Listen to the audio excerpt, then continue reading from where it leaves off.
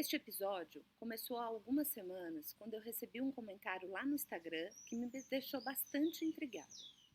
A pessoa se preocupava com alguns fatos que me levantou uma lebre. Fiquei pensando se muitas pessoas pensavam como ela. A pessoa especificamente, ela fez 2 comentários em alguns posts. O primeiro comentário, ela perguntava se nós havíamos vendido tudo e se quando nós voltássemos, nós estaríamos velhos demais para retomar a nossa vida financeira e daí então viveríamos às custas de quem ficou aqui, digo, de quem ficou numa vida estável. A outra pergunta dela, na verdade, o outro comentário dela, se referia ao fato de que ficava fácil ser nômade, uma vez que na primeira dificuldade que encontrássemos, voltaríamos correndo para a casa dos nossos pais. Isso me levantou alguns questionamentos. Porém, infelizmente, eu observei que nos meandros das conversas existem muitas pessoas, ou a maioria das pessoas, também se perguntam se nós, nômades, somos assim irresponsáveis que largamos tudo e deixamos a nossa vida para trás e que daí quando voltarmos dependemos de quem se estabilizou. Ou seja, fomos aventureiros, irresponsáveis e que ainda bem alguém ficou para nos garantir estabilidade. Então eu percebi que esses eram os comentários que rondam ali o meu Instagram. E cá estamos nós para fazer esse paralelo de que nós, especificamente nós, a nossa experiência não é de uma família que teve o privilégio de tirar um sabático. Quem sabe um dia ainda conseguimos tirar o nosso sabático, mas ainda não é. Nós ainda gerenciamos uma equipe, ainda chegam muitos boletos, por mais que não tenhamos uma residência fixa, os boletos continuam chegando e temos que pagar muitas contas. Além disso tudo, nos preocupamos muito. Eu estou com 40 anos, o Daniel está com 44, nós nos preocupamos muito com o nosso futuro, com o nosso envelhecer e a nossa aposentadoria. Então, para isso, fazemos um autocontrole financeiro. Então, é sobre isso que nós vamos falar aqui. E como que tudo isso acontece? Então, vem comigo desvendar esse mistério. Vai ser mais leve, te garanto.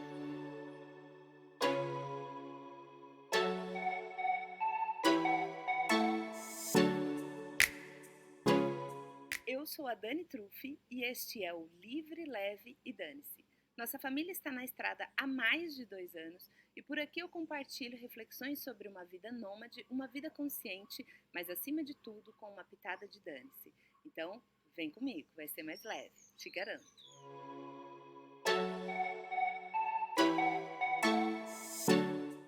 Uma das coisas que eu venho percebendo com o decorrer aqui das reflexões e de eu contar a minha história é o fato de que o nomadismo, ele sempre esbarra no fato de que temos um estereótipo. Esse estereótipo de que nós ou estamos de férias, né?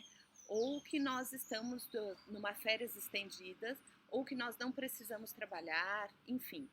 Ele sempre esbarra nesse estereótipo de que nós somos pessoas diferentes, somos pessoas que não fazemos coisas comuns, né?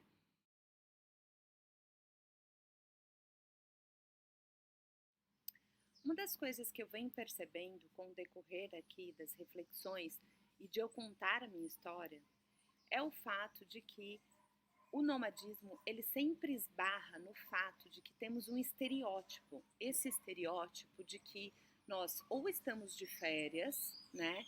Ou que nós estamos numa férias estendidas, ou que nós não precisamos trabalhar, enfim. Ele sempre esbarra nesse estereótipo de que nós somos pessoas diferentes, somos pessoas que não fazemos coisas comuns, né? Desta forma, ela abrange muito mais os jovens e não aqui uma pessoa quarentona, certo? Então, a partir do momento que ela abrange mais os jovens, dá uma bugada na cabeça das pessoas quando as pessoas se esbarram com o meu tipo de pessoa, que é uma pessoa que faz o que a maioria das pessoas fazem. A maioria das pessoas da minha idade, a maioria das pessoas que tem a minha responsabilidade diante da vida. Então, quando nós falamos de jovens que estão por aí com perua Kombi, que vão até o Alasca, que tem um motorhome, ou de jovens que conseguiram sair da faculdade, trabalhar um pouco, juntar um dinheiro e sai o casal por aí fazendo um sabático, Sim, existe todo esse tipo de pessoas nômades, o que eu acho incrível, porque isso está abrindo o horizonte das pessoas jovens. No entanto, não é o lugar que é o meu lugar de fala, não é o lugar que eu estou aqui para contar. O meu lugar de fala é o lugar de fala das mesmas mulheres que estão nessas situações de ter que educar os filhos, de ter que questionar quais são os melhores caminhos, de ter que se preocupar com a alimentação, na minha idade, de ter que se preocupar com a saúde, de fato, de se preocupar com a aposentadoria, de se preocupar com as questões financeiras. Então eu percebo que o fato de ser nômade acaba se esbarrando nesses estereótipos todos. E daí as pessoas, algumas pessoas, procuram entender. Outras pessoas quase que automaticamente já colocam: ah, mas é fácil porque ela é uma irresponsável. Ah, mas é fácil porque ela vai saber o que ela vai ser financeiramente. Ah, mas é fácil. Então, na verdade, quando nós estamos falando de uma pessoa que tem uma consciência financeira ou que trabalha como todas as outras, administra um negócio e daí se responsabiliza pela educação dos filhos, dá realmente um conflito na cabeça das pessoas, quase como se uma coisa não pudesse existir junto com a outra. O que eu quero trazer aqui, a partir da pergunta fatídica que surgiu lá no Instagram, que se relaciona ao planejamento. Então, o primeiro ponto que eu quero dizer é que em uma vida nômade, você pode sim, assim como em qualquer outra vida, você pode meter o louco e sair por aí fazendo aquilo que te vem à telha.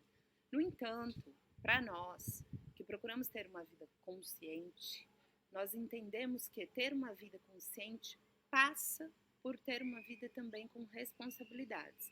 E é claro que eu não estou dizendo aqui que as escolhas que eu fiz de responsabilidades são as mais corretas.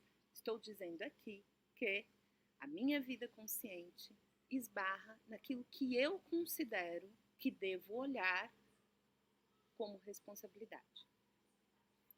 Então, quando nós estamos falando de vida consciente, nós estamos falando de planejamento. E ao falar de planejamento, eu posso dizer que numa vida nômade, nós tivemos um planejamento que veio antes de viver essa vida, agora, durante essa vida, nós planejamos e nós também tentamos planejar o futuro. Como que nós estabelecemos esses três tempos, né?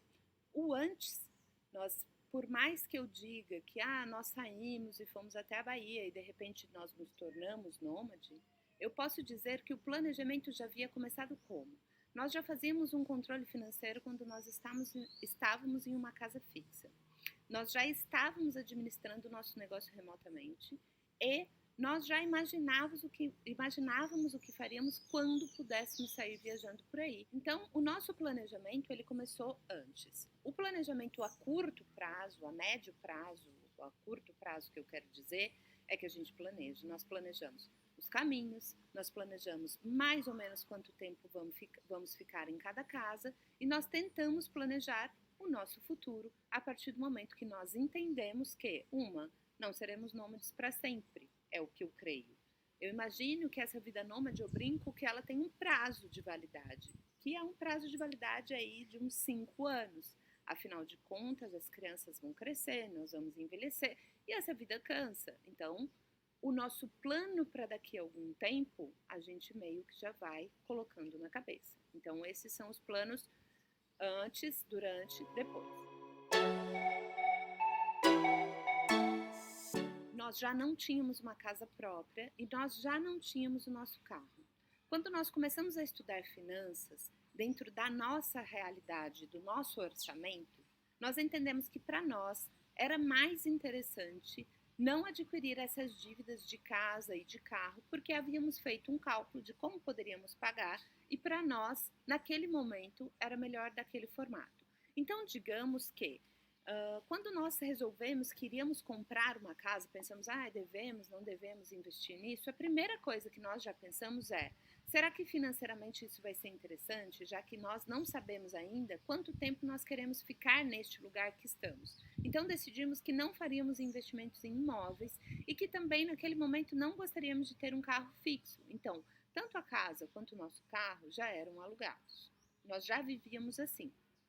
O outro ponto foi que nós tínhamos uma casa montada. E daí, antes da gente sair, nós resolvemos vender todos esses bens. Por que nós resolvemos vender todos esses bens? Porque nós entendemos que, eu e o Daniel e minha família, nós sempre fomos meio que minimalistas. Nós tínhamos poucas coisas. Nós sempre tivemos poucas coisas. E nós entendíamos que, como que nós vamos ficar deixando guardadas as coisas e as coisas podem deteriorar. Além disso, para sair viajando, nós entendíamos que precisaríamos de uma reserva a mais. Por quê? Porque a partir do momento que você está escolhendo um outro tipo de vida, pode ser que os riscos sejam maiores no que se refere a emergências. Então, imaginávamos que se acontece uma emergência estando longe da família, longe da nossa cidade natal, e estivéssemos sem dinheiro, passaríamos um perrengue desnecessário. Então, a venda das coisas, o dinheiro da venda das coisas foi para que estivéssemos uma reserva de emergência. Esta reserva de emergência não era para gastar. Como que nós nos manteríamos, né? Muita gente diz, eu larguei tudo e fui viajar por aí. Muita gente não, né? Alguns viajantes, algumas pessoas que optam por essa vida falam, eu larguei o meu trabalho, eu vendi minha casa, comprei um motorhome. Não é o nosso caso. Nós já tínhamos esta vida flexível. Então, nós somos de uma outra geração, não somos daquela geração que acredita que precisa ter uma casa, um emprego, depois os filhos, depois as férias serem na Disney, enfim. Nós não somos dessa geração de que significa estabilidade é você ter essas coisas. Nós somos dessa geração de que podemos ter as coisas mais voláteis e entender sobre finanças. Mais ou menos é essa pegada que nós passamos a viver. Não só nômades, mas antes de sermos nômades.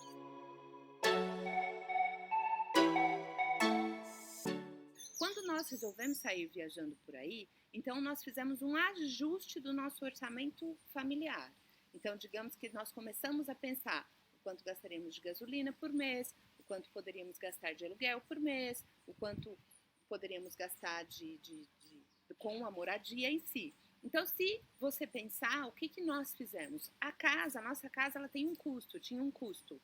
O aluguel, o condomínio, a internet, a água, a luz. Nós pegamos todos estes custos e embutimos no mês. Então, quanto que nós gastamos para manter uma casa? Gastamos tanto. Este tanto é o que nós poderíamos gastar em hospedagens. Então, por isso que algumas vezes as pessoas pensam, nossa, mas eles estão com umas férias estendidas, estão torrando todo o dinheiro. Por quê? Porque às vezes nós estamos num hotel, às vezes nós estamos num tipo de casa, às vezes nós estamos em outro tipo de casa. E isso eu já expliquei algumas vezes aqui. Por quê? Porque nós definimos, por exemplo, se nós gastamos R$1.000, exemplos ridículos aqui, R$1.000 para a gente ter tudo, condomínio, água, luz, internet, certo? É isso que nós vamos gastar em estadia. Então, quando você pega lá o Airbnb ou você pega um hotel, é muito mais caro do que você morar num aluguel fixo. Sim, no entanto, no aluguel fixo, você tem todos esses outros custos também. Então, nós pegamos todos estes custos e diluímos em diárias. Não sei se está dando para entender, mas supondo que o nosso aluguel era 1 e as nossas outras contas, água, luz, internet, era 2. Então, temos 3. Esses 3 é o que nós podemos gastar em estadias, porque quando nós estamos falando de estadia de Airbnb ou de hotel, não entra os custos de manter uma casa fixa. Então, eles já são embutidos num valor só. Então, eles parecem ser mais alto. No entanto, quando você fica, por exemplo, um mês numa casa de Airbnb e consegue um 50% de desconto, muitas vezes é uma vida até mais barata do que se você estivesse mantendo uma casa. Até porque, no nosso caso, o que acontece? Supondo que nós temos um mês que a gente gasta mais, porque aconteceu alguma questão de saúde, ou porque todo mundo foi no dentista, ou porque é início de ano e a gente acaba, final de ano e a gente acaba comprando mais presentes, mais coisas. Então, nós daí optamos por uma estadia mais barata. Desta forma, as contas ficam equilibradas mais do que se estivéssemos numa casa fixa. No entanto, sim, exige mais disciplina e mais controle financeiro. Então, o que nós entendemos é que estabilidade, para nós, depende de controle financeiro saúde financeira e de entrada de renda, e não de endereço fixo ou de pertencer ao clube padrão de vida. É mais ou menos isso. Para nós, estabilidade é isso, manter a saúde financeira e não estar em um endereço fixo. Desta forma, nós nos sentimos estáveis, apesar de sermos instáveis geograficamente falando. Então, a nossa história, a nossa viagem, ela começa muito antes, quando nós entendemos que nós precisávamos transformar o nosso trabalho em algo remoto. E assim nós fizemos. Fizemos o quê? Transformamos a administração da nossa empresa, em uma administração remota, uma administração à distância. Nós temos um negócio, eu e o Daniel, localizado em São Paulo. O primeiro passo que nós fizemos foi o que nós chamamos de transformação digital. A partir desta transformação digital, nós conseguimos nos retirar da operação do negócio e fazer essa administração à distância. O nosso primeiro teste foi morar em Ilhabela e administrar o negócio que ficava em São Paulo. E como deu certo, entendemos que poderíamos ir mais longe. Então, assim começa a nossa história.